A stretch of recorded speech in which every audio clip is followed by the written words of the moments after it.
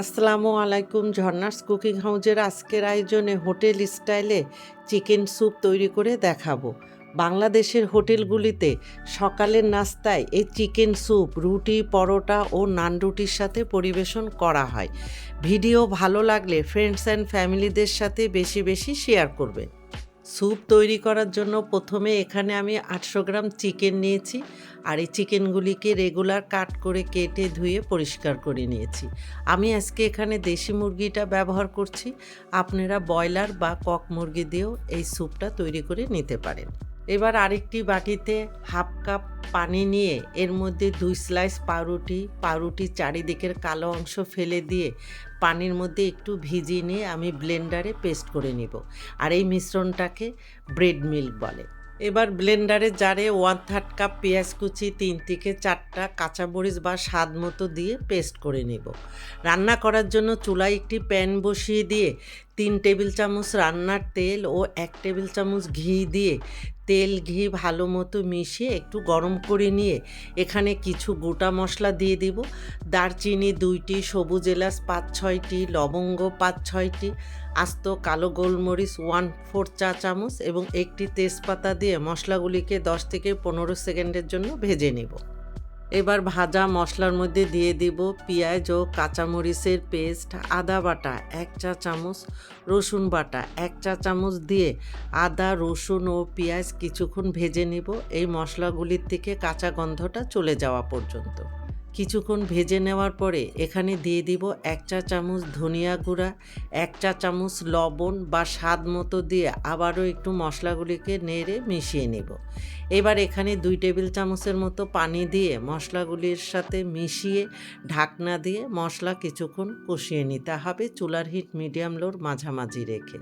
কিছুক্ষণ পরে ঢাকনাটা তুলে নিয়ে হালকা হাতে মশলাগুলি ভালো মতো নেড়ে মিশিয়ে দিয়ে আগের থেকে কেটে ধুয়ে রাখা সব মাংসগুলি দিয়ে মশলার সাথে খুব ভালো মতো নেড়ে মিশিয়ে নিতে হবে। এবার চুলার হিট মিডিয়াম লোর মাঝামাঝি রেখে ঢাকনা দিয়ে কিছুক্ষণ অপেক্ষা করব। কিছুক্ষণ পরে ঢাকনাটা তুলে আবারও মাংসগুলি হালকা হাতে নেড়ে মিশিয়ে দিয়ে 3 টেবিল চামচ টক দই আমি আগের থেকেই ফেটিয়ে রেখেছিলাম, টক দই দিয়ে মাংসের সাথে মিশিয়ে আরও 1 থেকে 2 মিনিটের মতো রান্না করে নেব। এবার 2 টেবিল চামচ নারিকেল বাটা ও আগের থেকে তৈরি করে রাখা ব্রেড মিল্ক দিয়ে মাংসের সাথে ভালো মতো নেড়ে মিশিয়ে নিয়ে আরও কিছুক্ষণ রান্না করব। এখানে আপনারা চাইলে নারিকেল বাটাটা স্কিপ করতে পারেন। এখন মাংস সিদ্ধর জন্য এখানে 3/4 কাপ লিকুইড দুধ ও 3/4 কাপ নর্মাল পানি দিয়ে মাংসের সাথে মিশিয়ে ঢাকনা দিয়ে মাংস সেদ্ধ হওয়া পর্যন্ত অপেক্ষা করব। এই পরিমাণ দুধে বা পানিতে মাংস সিদ্ধ না হলে সেই ক্ষেত্রে এখানে আপনাদের মাংস সিদ্ধ হওয়ার জন্য আরও দুধ বা পানি অ্যাড করতে পারেন। মাংসে বলক আসার সাথে সাথে এরকম একটু হালকা করে ফাঁকা করে দিতে হবে। এখানে যেহেতু দুধ ব্যবহার করা হয়েছে তাই বলক আসার সাথে সাথে দুধটা পড়ে যাওয়ার সম্ভাবনা থাকে, এই জন্য আমি ঢাকনাটা হালকা ফাঁকা করে দিয়েছি। এখন ঢাকনাটা তুলে আমি আবারও হালকা হাতে নেড়ে মিশিয়ে নিচ্ছি। আর এইদিকে আমি চেক করে দেখেছি মাংস একদম পারফেক্টভাবে সিদ্ধ হয়েছে।